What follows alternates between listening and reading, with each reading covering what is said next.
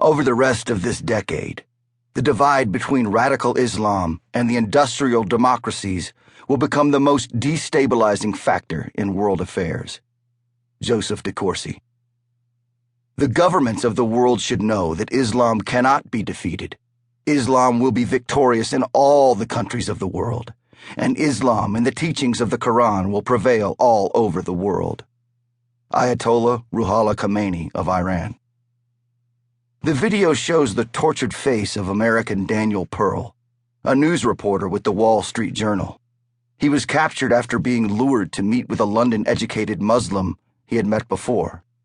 The American is forced to confess on camera, "My father is a Jew, my mother is a Jew, and I am a Jew." Then suddenly, a hand with a knife appears on the video screen and slashes his throat. Then his head is sawed off with a dull knife and held aloft by a hand in front of the camera.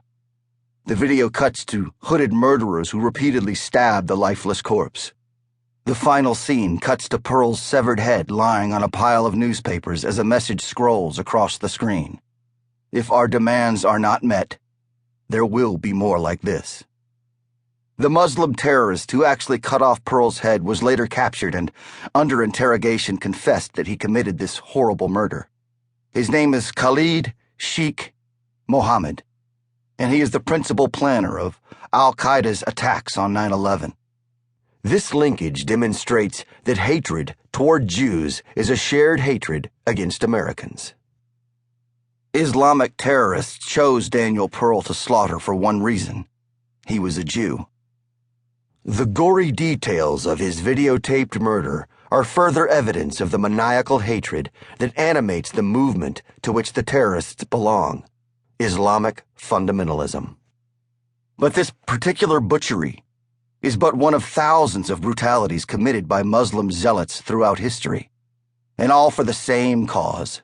They hate Jews with a visceral, bone-deep hatred that is almost impossible for the Western civilization to comprehend.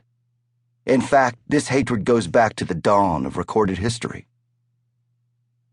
Imperative questions. On September 11th, 2001, Americans were suddenly thrust into the middle of this hatred, which is part of an ancient family feud.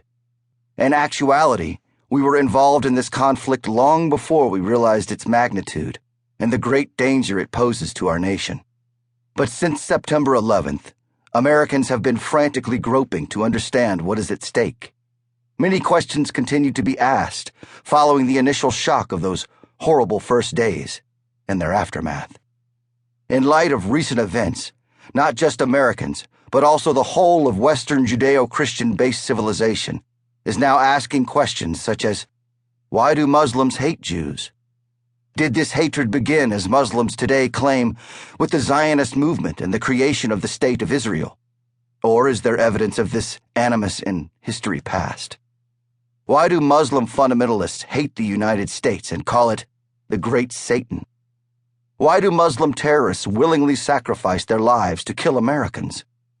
Do Muslims hate America only because of our support of Israel? Or is there evidence that supports other possible motivations? Will Islamic terrorists gain access to weapons of mass destruction? If so, will they use them on the United States? Could terrorist organizations imperil the very survival of the United States? This book intends to answer questions such as these on the basis of relevant biblical and Islamic texts, as well as by examining the history of Jewish-Muslim relations. But in addition to this first set of queries, there are even more foundational questions about Islam itself that this book will seek to answer, such as, are there calls for violence and conquest in the Quran, and in the equally authoritative traditions recorded in the Hadith? What does the Quran teach about Judaism and Christianity? Are Islamic fundamentalists an aberration of the Muslim religion, or are they, as they claim, the true followers of Muhammad? Does the example of Muhammad's life teach us the true meaning of the Quran?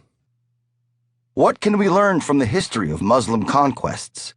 Were these conquests due to misinterpretations of the Quran, or were they actually commanded by it? Can we get insights into Muhammad from his forefathers Ishmael and Kedar?